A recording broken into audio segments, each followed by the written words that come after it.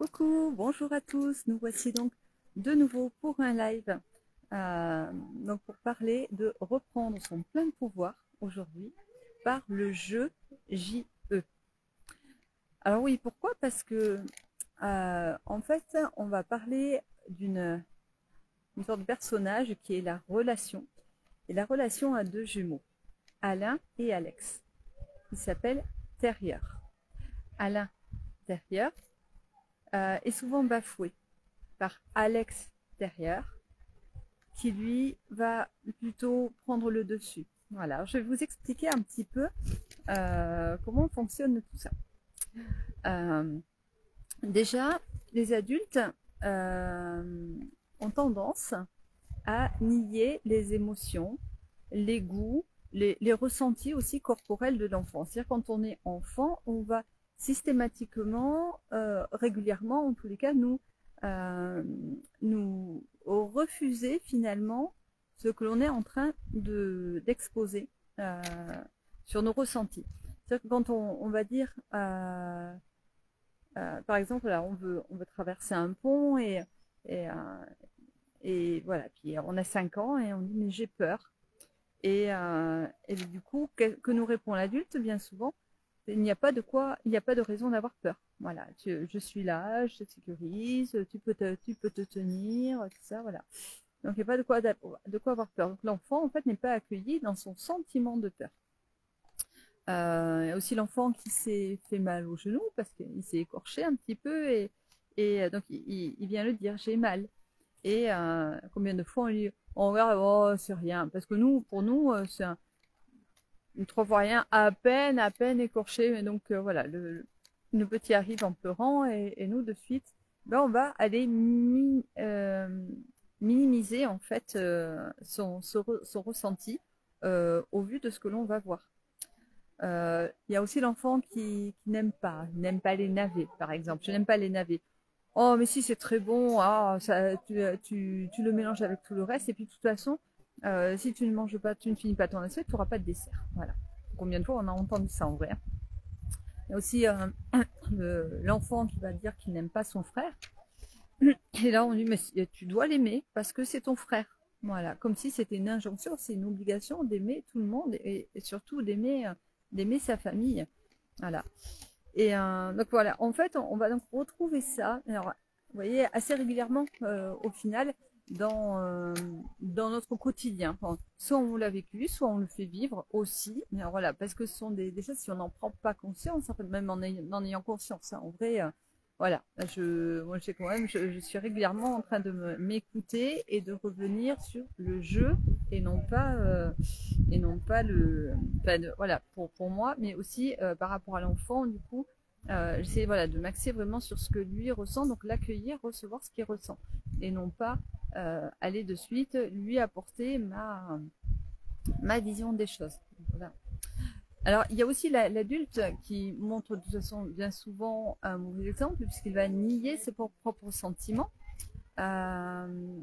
Comme par exemple quand on pleure et que notre enfant vient nous voir en nous demandant t'es triste maman, tu pleures, bah de suite enfin, la plupart du temps on va dire non mais c'est rien, voilà, l'adulte va répondre non c'est rien. Donc là l'enfant voit bien que l'adulte pleure, donc l'adulte lui-même nie ses sentiments parce que c'est pas rien puisqu'il y a une émotion forte qui est là, une conséquence physique, et l'enfant le voit bien aussi, donc il n'est pas fou. Donc, vous voyez, il y a des bases de communication, en fait, qui obéissent à 3 positions, déjà. Donc, la première, c'est je reconnais et je confirme l'expression de l'autre comme la sienne, ses sentiments ou ses avis comme les siens.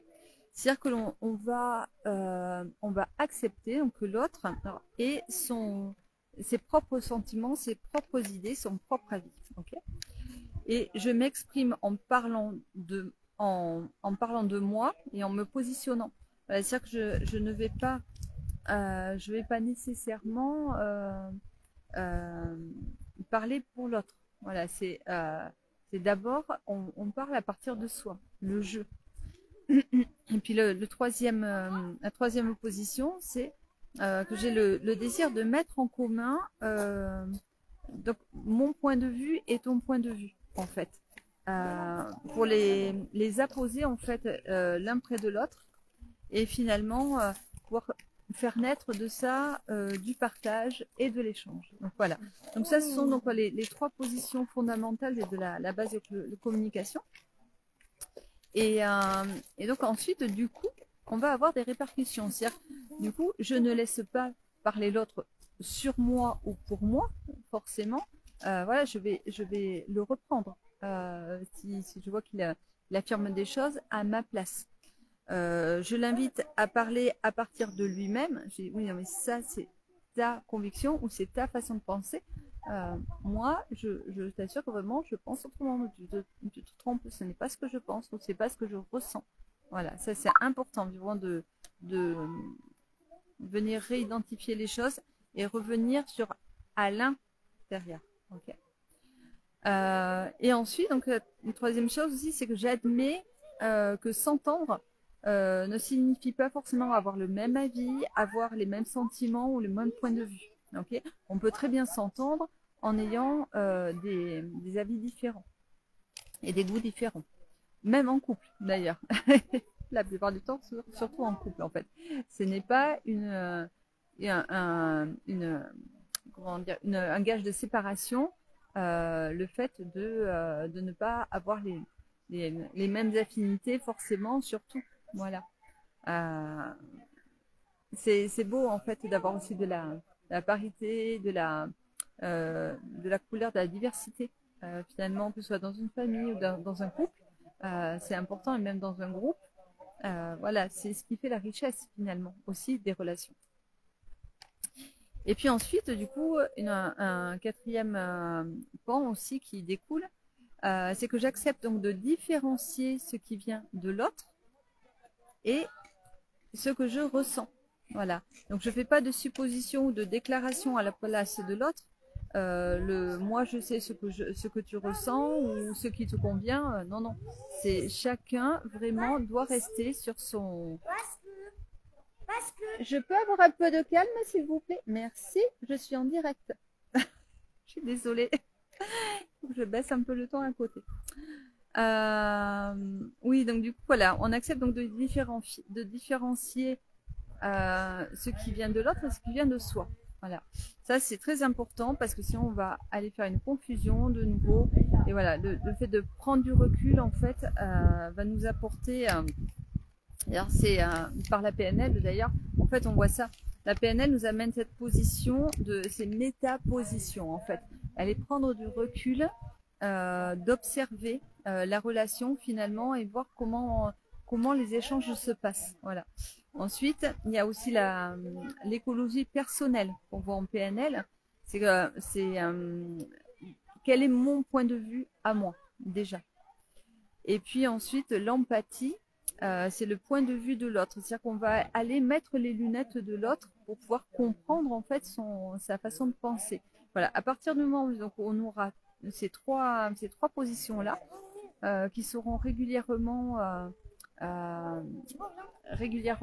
utilisées, en fait, on va de nouveau donc avoir des relations beaucoup plus soft, plus tranquilles.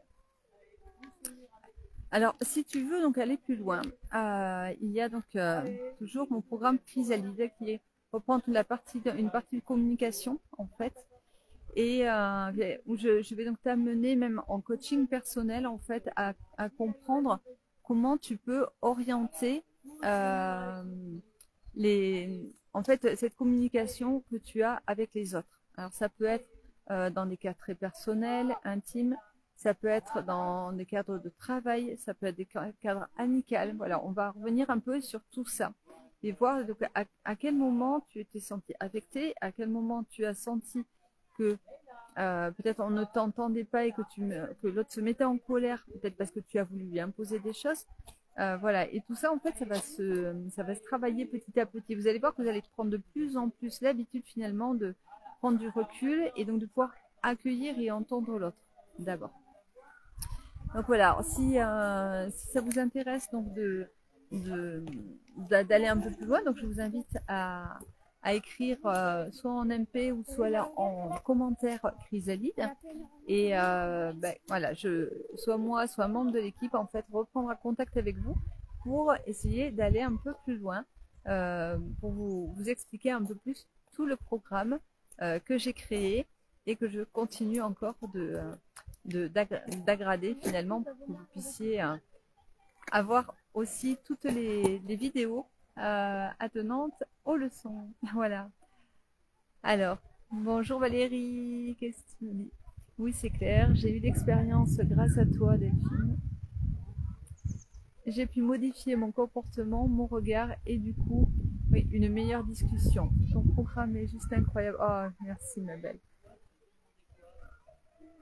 D'où et en même temps, ça fonctionne de suite, c'est super, merci. Merci beaucoup Valérie, c'est vrai que tu es vraiment la meilleure personne du coup pour pouvoir voilà, témoigner de tout ça. Effectivement, c'est vrai que les programmes de PNL, les outils, en fait, même si on les lit comme ça, il n'y a que vraiment par l'expérience qu'on peut vraiment bien se rendre compte que parfois on se trompe, on fait des suppositions, on croit des choses, ou alors on veut imposer notre point de vue, ou on nous impose un point de vue qui n'est pas le nôtre. Et du coup, tout ça, en fait, ça se travaille finalement pour rester sur quelque chose d'assez droit, d'assez fidèle à soi et surtout respectueux de soi et respectueux de l'autre. Et c'est vrai que c'est tout un chemin quand même à faire.